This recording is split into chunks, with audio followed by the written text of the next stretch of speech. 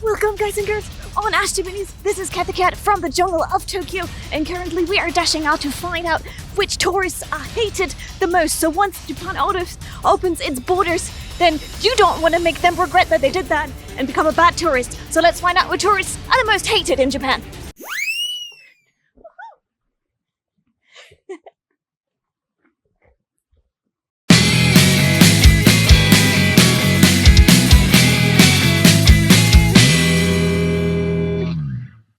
Meow, meow, meow, meow, meow, meow, meow, meow, meow, meow, meow, meow, meow. Hi. Now, what is the thing that tourists most commonly do? Buy the fancy Kit Kat flavors like Sakura or even the sake ones? Yeah, maybe that's something you do. Or maybe come to Japan to dress up in flashy fashion. Maybe that's something you're looking forward to doing too. Or maybe wear a nice kimono or dress up like a feudal lord or a samurai.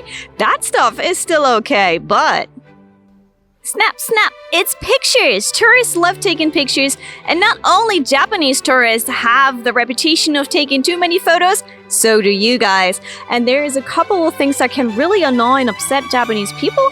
And, you know, if you go out and want to take pictures of Kyoto's beautiful shrines, stuff like that, that's okay, but you can make some big mistakes that will really make you unpopular. Now, taking pictures too long in the same spot, that's one thing that will upset people quite a lot. So, think you have that most beautiful scenic place, you're standing in front of the Golden Temple and you're taking pictures there. If you stand there with your group for 10 minutes, 15 minutes, half an hour, you're really being obnoxious. Meaning, Japanese people generally, when they take pictures, they try and take turns, they try to give others a go and a chance. So please don't ignore the people around you and don't take too much time. Okay, you didn't get the perfect snap, then let the other people shuffle forward and then try it again. Don't stand there and block the best spot for half an hour. It's just annoying. Another thing that foreigners made themselves so unpopular with that it even hit the news were selfie sticks, because there's many groups of people that came with really long selfie sticks and they kept hitting other people, they kept getting in people's way. It was kind of dangerous. Since then, that's the reason why they have started to forbid those on certain train platforms and certain amusement parks. So keep the selfie sticks to yourself. Maybe actually go, strike up a conversation, ask someone, hey, can you take a picture of us? And there you go. You might even have made a conversation or a new friend here in Japan.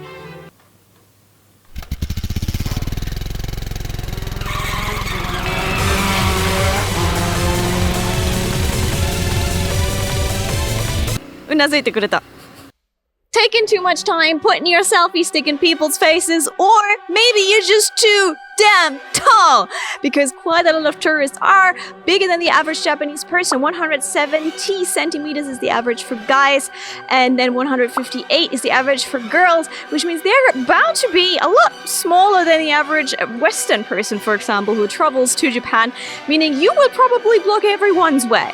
Now, if you're not aware of that, please try and be a little bit aware of that, because if other people try to take pictures and they only get your head or your back into the pictures, they're not gonna like the pictures just as much. So be a little bit more aware of your surroundings, see if you're blocking someone's view or path, step a little bit aside, and let the small people also have a chance to take a good picture, and you're gonna look a lot better.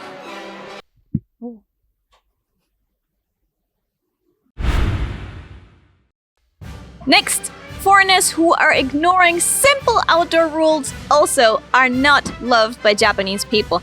And one of them is around smoking. Now, in your country, it might be okay to smoke just on the streets. In Japan, especially in Tokyo, it's not. Now, this sign here says do not litter, but generally a lot of signs, especially in certain areas where it's very crowded, will say do not smoke on the streets. Tokyo has 23 wards, and pretty much all of those wards, apart from a few, have actually banned smoking out on the streets, meaning you're not supposed to just be walking and smoking at the same time. That's a big no. For example, in the crowdy ward of Shibuya, there is a law that if you smoke in the street, public places, or even the park, you can get fined 2,000 yen.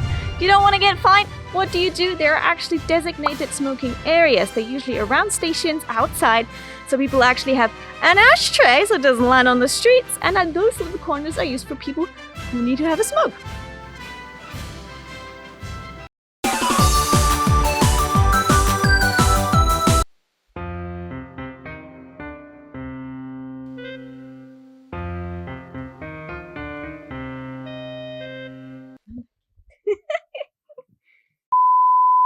Alright, I remembered now.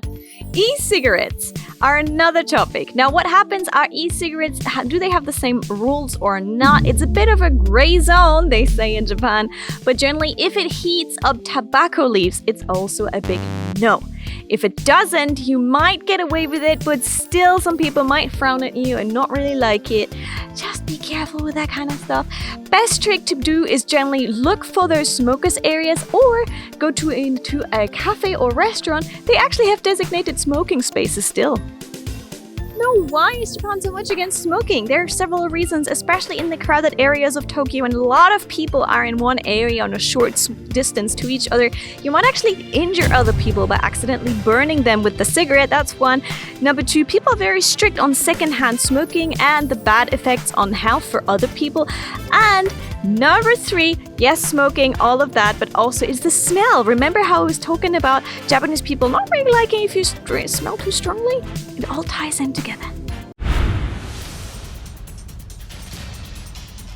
But another reason why smoking is very hated in Japan is, look at that lettering! That would be 2,000 yen.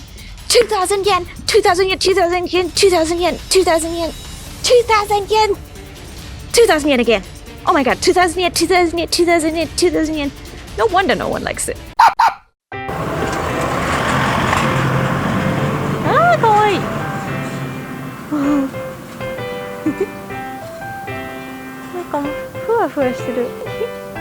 Konnichiwa. Konnichiwa. Ah, kawaii. Ah, kawaii. 小さくてkawaii. 素敵な格好してますね。元気ですよ。お姫様みたいな。ありがとうございます。あ、かわいい。ゆりちゃんで可愛い可愛いしてもらってよかったね。元気でね。元気でね。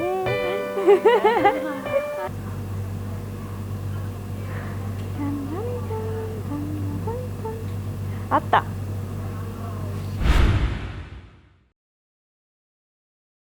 It's culture, not consent.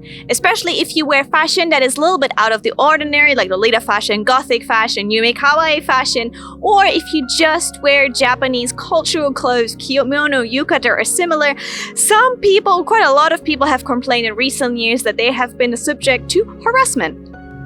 In Kyoto, some maiko and geisha have been subject to so much harassment that they actually had to change the laws and the rules of Kyoto to stop tourists from doing that. They couldn't, maiko and geisha, they don't dress up for tourists. They're dressing up because they're going from one place to the next to perform, meaning they're not getting paid to stand around on the streets and take pictures with tourists. But they couldn't actually follow their job because the tourists blocked their path, wouldn't let them leave, and were quite aggressive about pictures. So now, in certain areas of the Gion district, you're not allowed to take pictures at all anymore.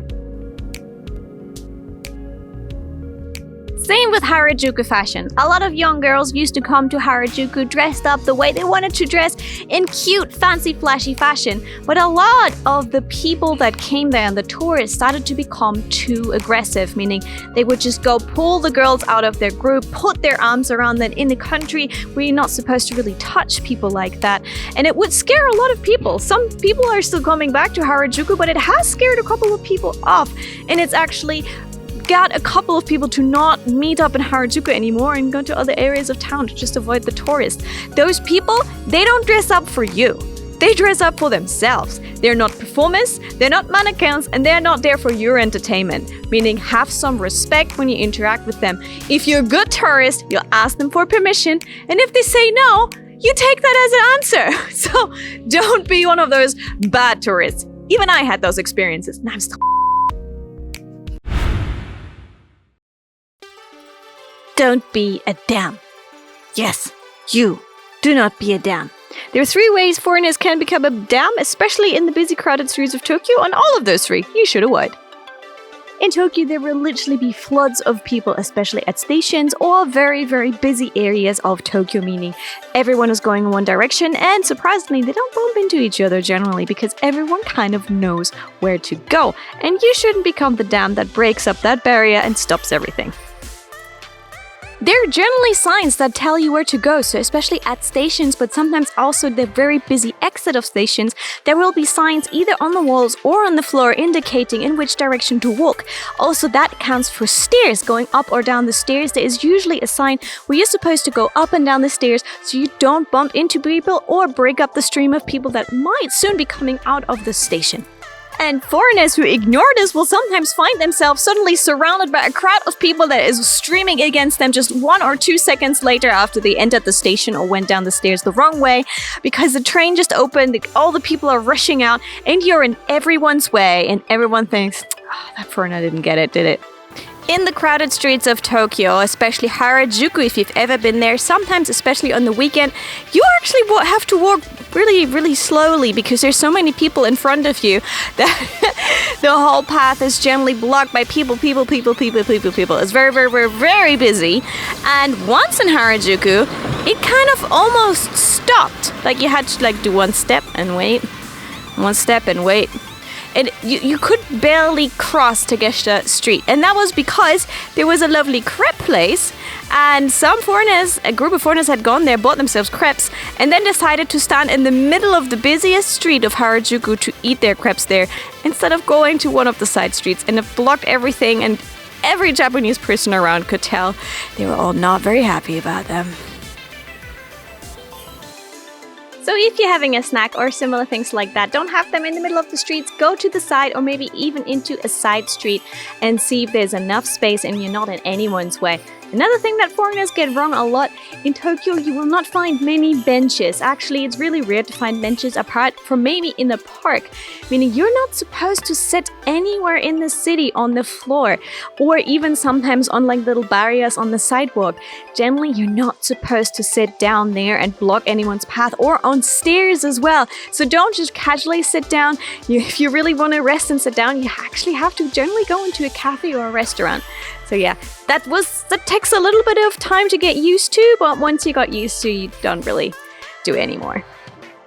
お疲れ様です。 So if you come to Japan, just don't treat Japan as if it owes you something. It's the other way around. You're here as a guest, so please look out for the people around you. If they're kind to you, please say your pleases and your thank yous.